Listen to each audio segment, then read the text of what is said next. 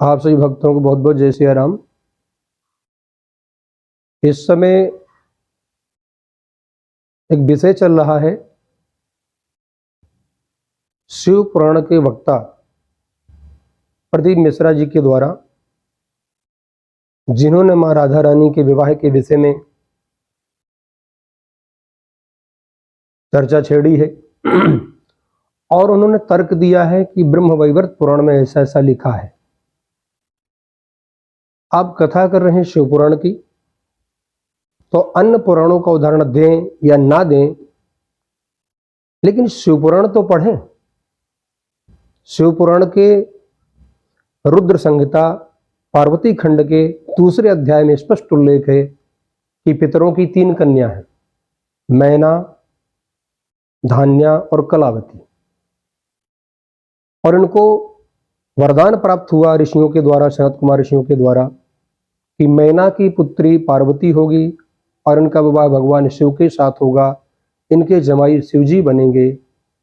दूसरे नंबर की बहन, इनका नाम सुनैना होगा और इनकी पुत्री माँ सीता होगी और इनका विवाह राम जी के साथ होगा, तो इनके जमाई राम जी बनेंगे। तीसरे नंबर की बेटी के लिए कहा गया, स्पष्ट लिखा है, मैना, धन्या, कलावती। कलावती को ही कीर्ति कहा गया। कलावती सुता राधा, साक्षात गोलोक वासिनी, गुप्त स्नेहा निबद्धाशा, कृष्ण पत्नी भविष्यति। इसमें स्पष्ट उल्लेख है कि कलावती ही कीर्ति है और इनकी पुत्री राधा होगी और राधा जी का विवाह भगवान कृष्ण के साथ होगा। गुप्त स्नेहा निबद्धाशा कृष्ण पत्नी भविष्यति। तो शिव पुराण में ही उल्लेख है, आपको बाहर जाने की आवश्यकता ही नहीं है। आप ब्रज 84 में जाएं तो भांडीर वन में प्रमाण मिलता है कि वहां पर ब्रह्मा जी ने आकर के विवाह कराया है श्री राधा जी का भगवान श्री कृष्ण के साथ। इसलिए इस तरह के वक्तव्य नहीं देना चाहिए, और किसी के विषय में आप इस तरह बोलेंगे, चाहे राधा जी के विषय में बोलें, चाहे सीता जी के विषय में बोलें, आप अपने आराध्य की कथा करिए, आराध्य का चिंतन करिए, लेकिन किसी दूसरे के आराध्य के विषय में, किसी इष्ट के विषय में इस तरह की भाषा बोलेंगे तो कोई बर्दाश्त नहीं करेगा। और इसका विरोध ब्रज के संतों ने किया, विद्वानों ने किया। मैंने मृदुलकांत जी का वीडियो देखा, उन्होंने बहुत सुंदर तर्क दिए। श्री हमारे ब्रज के संत, इस समय रसिक संत प्रेमानंद जी महाराज ने भी बहुत सुंदर बात रखी है। और ये ब्रज की विभूति है, महापुरुष है, और कोई भी अपने इष्ट की निंदा क्यों सुनेगा, और सुननी भी नहीं चाहिए। और सभी को इस बात पर अपने विचार रखने चाहिए, विरोध प्रकट करना चाहिए।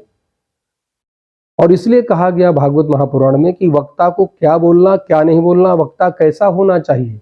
तो भागवत पुराण कहता है, विरक्तो वैष्णव विप्रो वेद शास्त्र विशुद्धिकृत दृष्टांत कुशलो धीरो वक्ता कार्योति निष्प्रहा।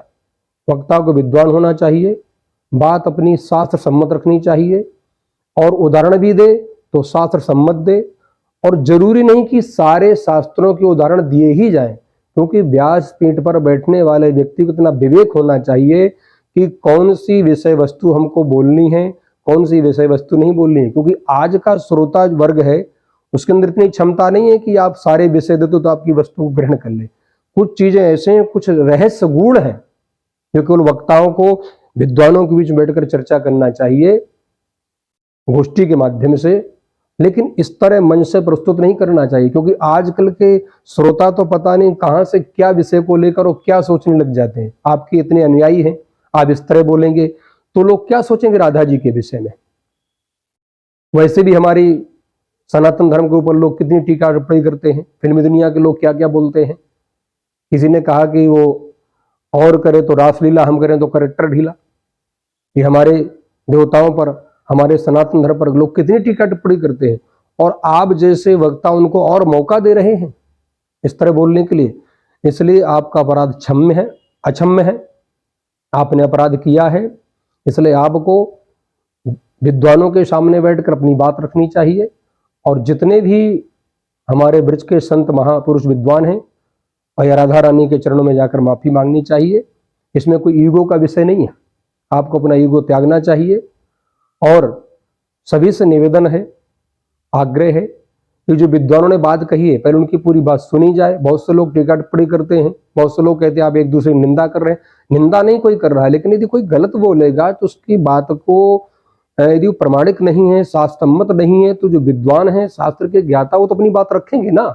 बहुत से लोग कह रहे नहीं आप निंदा कर रहे हैं एक दूसरे, ये निंदा नहीं है, ये किसी की टीका टिप्पणी नहीं है। लेकिन यदि कोई गलत बोल रहा है तो उसको सही बताना ये विद्वानों का दायित्व बनता है, फर्ज बनता है। तो ब्रज के संतों ने, विद्वानों ने जो बात रखी है उन सभी की बात का हम समर्थन करते हैं और इस पर प्रदीप मिश्रा जी को अविलंब माफी मांगनी चाहिए।